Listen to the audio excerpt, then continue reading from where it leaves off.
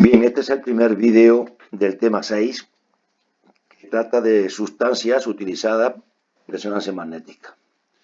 Este grupo de sustancias me voy a adelantar. Un grupo es gadolinio y el otro grupo es el óxido de hierro. Tanto un grupo como otro son iones metálicos. Estas sustancias realmente como tal no se ven estos agentes en sí, sino lo que se ven es el efecto que estos agentes producen, ejercen en los átomos de hidrógeno de los tejidos por donde se distribuya, ¿vale? Entonces, concretamente, más que en los átomos de hidrógeno, es los núcleos, o sea, los protones de los átomos de hidrógeno. Y dentro, la sustancia más abundante en todos los tejidos y en otras partes del cuerpo, como el espacio intersticial, es el agua. El agua es la sustancia, digamos, ejemplo de la presencia de hidrógeno.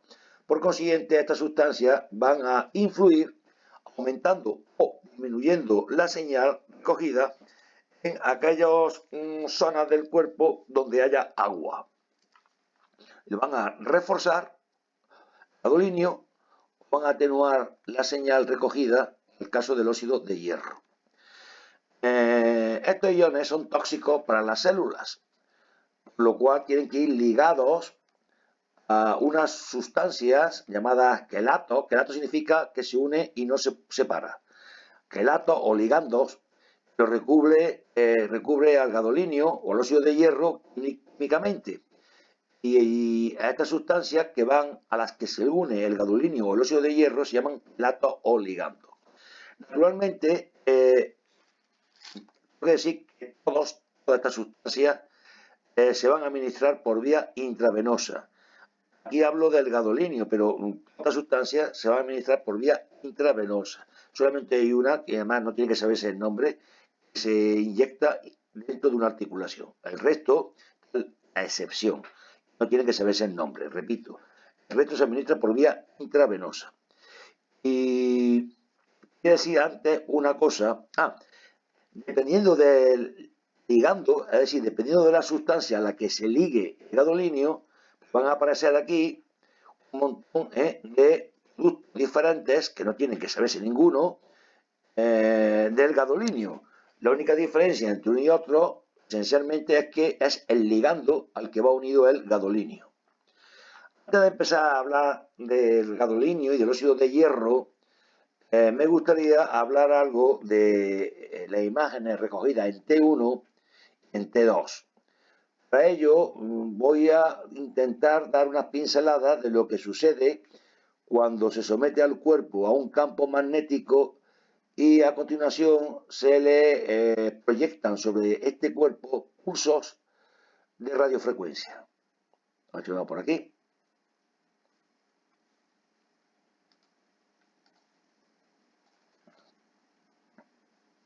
Bien.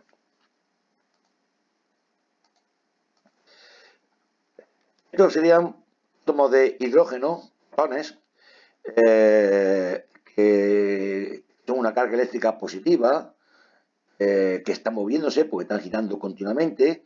Ese movimiento de una carga eléctrica produce un campo magnético. Sabemos que la corriente eléctrica, una corriente eléctrica es una carga eléctrica en movimiento y que toda corriente eléctrica produce un campo magnético.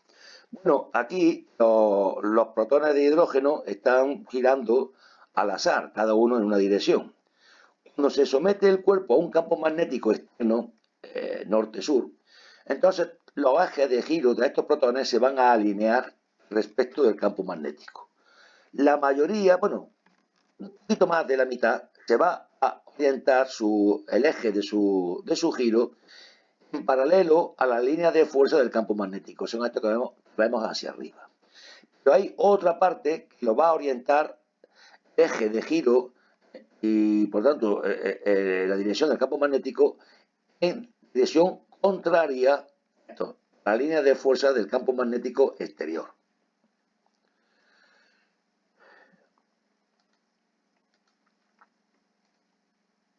Sucede, vamos a verlo aquí, sucede que de cada 20 millones de protones que se someten al campo magnético, bueno, algo más de 20 millones, 10 millones se orientan hacia abajo.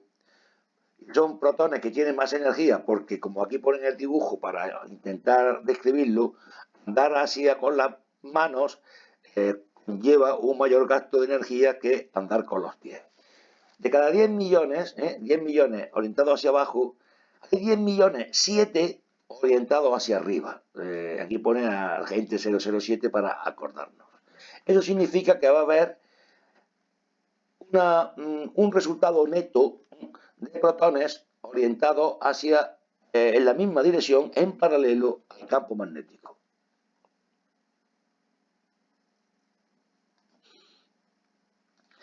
Además, los protones, aparte de girar, también tienen movimiento de precesión, se llama, que es como una peonza, ¿vale? Entonces van haciendo como una especie de giro que se llama movimiento de precesión. Vamos a continuar.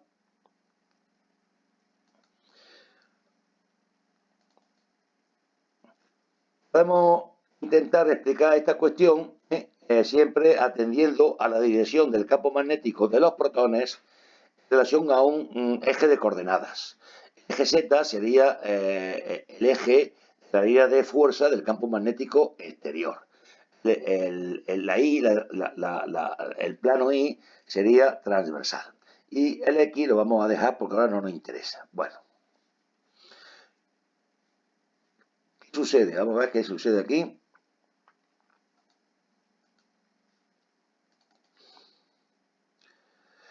Cuando se somete el cuerpo a un campo magnético, hemos dicho que hay algunos protones más que se orientan en paralelo al eje magnético del imán, a la línea de fuerza del imán, y unos poquitos menos hacia abajo.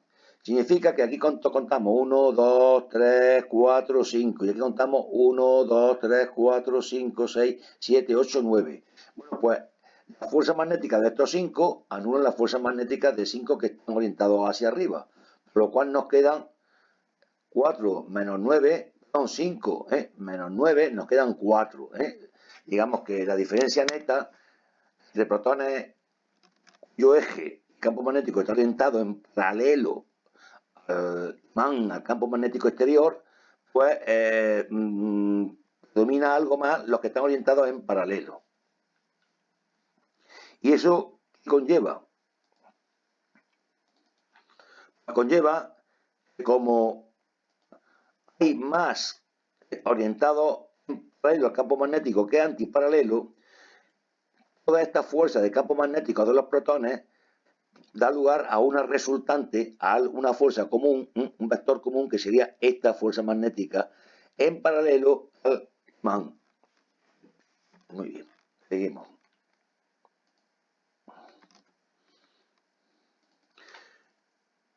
Pero si sobre el cuerpo se proyecta una señal de radiofrecuencia, un pulso de radiofrecuencia, resulta que ese pulso de radiofrecuencia va a ser dos cosas. En primer lugar, le va a proporcionar una energía suplementaria a los protones de hidrógeno que están orientados en paralelo al campo magnético. Con lo cual aquí vemos, después del pulso, hay dos que se orientan hacia abajo, en una situación de mayor energía, porque van andando con las manos, como en el dibujo anterior. Entonces resulta que aquí perdemos dos, aquí ganamos dos, y estos dos encima anulan dos de los que quedan arriba. Aquí había, pues creo que había 1, 2, 3, 4, 5 y 6. Quedan 4, después de que haya dos que se orienten en antiparalelo, resulta que estos dos anulan a dos de los 4 que quedan en paralelo. Con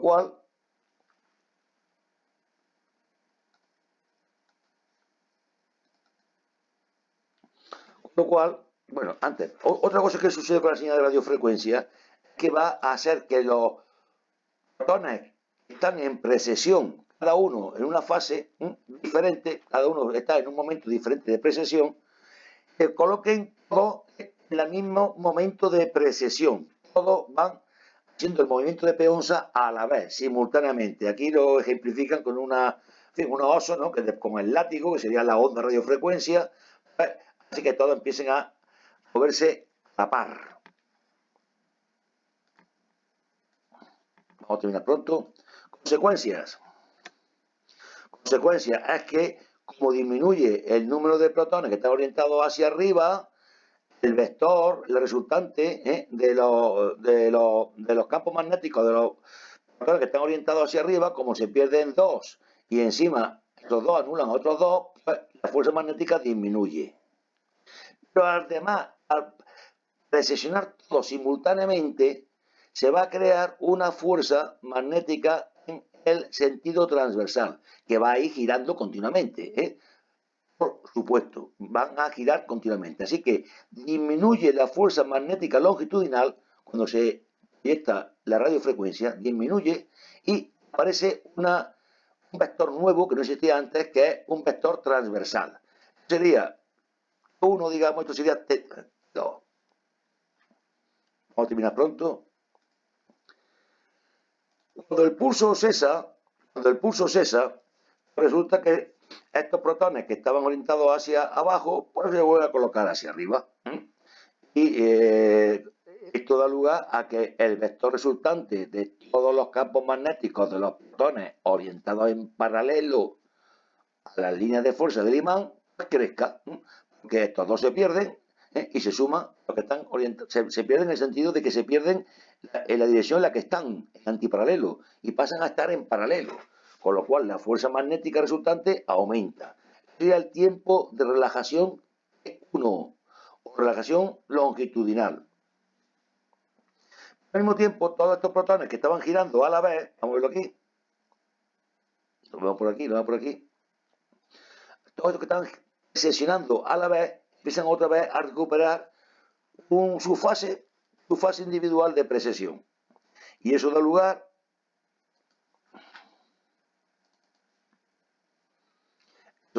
a que todos estos, en vez de sesionar a la vez, empiecen a recuperar la fase de precesión propia de cada uno, con lo cual va disminuyendo este vector en el campo transversal, vector de fuerza magnética, porque se originaba porque todos precesionaban a la vez.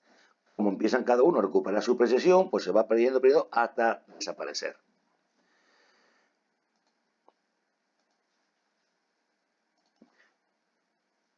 Esta que vamos a ver aquí, bueno, esto es la recuperación de la fuerza magnética. Longitudinal, perdón. Fuerza magnética longitudinal. Aquí en T2, pues lo pongo aquí lo mismo. Bueno, vale. Vaya, no tengo aquí, perdón, voy aquí. Aquí.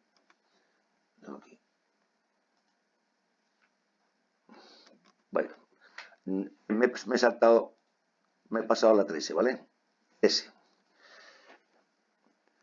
Cuando se pierde, digamos, cuando aumenta la fuerza magnética longitudinal, eso se puede trazar una curva de cómo van cambiando los valores de campos magnéticos en sentido longitudinal. Sería esta curva. Esta otra curva representa, creo que era esta, ¿no? Representa, bueno, pues no lo tengo aquí, a verlo aquí. ¿Cómo se recupera así? ¿Cómo se va perdiendo la magnetización transversal? Esto sería cómo se va perdiendo la magnetización transversal. Si unimos ambas curvas,